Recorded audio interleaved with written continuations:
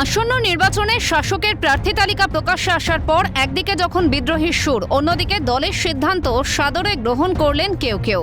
কুলটি বিধানসভা কেন্দ্রে প্রার্থী তালিকা থেকে নাম বাদ পড়েছে প্রাক্তন বিধায়ক উজ্জ্বল চট্টোপাধ্যায়ের। তবে তা নিয়ে মনে কোনো অভাব অভিযোগ নেই বলেই স্পষ্টত জানিয়ে দিলেন তিনি। তার কথায়, আমার খেলা শেষ হয়েছে, তবে দলের সাথেই আছি। আমার খেলা শেষ হয়েছে, খেলা শেষ। আর চিরকাল আমাকেই করতে হবে কেমন তো কিছু মানে নাই। দলে তো অনেকে রয়েছে, কেউ না কেউ, কিন্তু আমি সাথে দলের সাথে আছি। আজকে তাহলে দেখা গেল কুলটির লোককে না দিয়ে খুব আমি ওসব বলবো না, বললাম তো দলের সিদ্ধান্ত, আমার সব। একসময় অবিভক্ত বর্ধমান জেলার কুলটি কেন্দ্র থেকে তৃণমূলের একমাত্র বিধায়ক ছিলেন উজ্জ্বল চট্টোপাধ্যায়।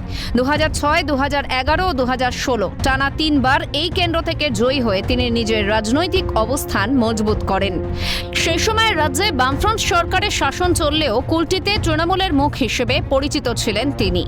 তবে 2021 সালের বিধানসভা নির্বাচনে অল্প ব্যবধানে মাত্র প্রায় 600 ভোটে পরাজিত হন উজ্জ্বল চট্টোপাধ্যায়।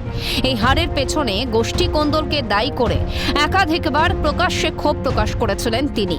নির্বাচনে হারার পরও গত 5 বছরে দলকে শক্তিশালী করতে লাগাতার কর্মী সভা, মিটিং ও মিছিল করেছেন তিনি। কিন্তু তবুও 2026 সালের বিধানসভা নির্বাচনে কুলটি কেন্দ্রের প্রার্থী তালিকা থেকে তার নাম বাদ দেওয়া হয়।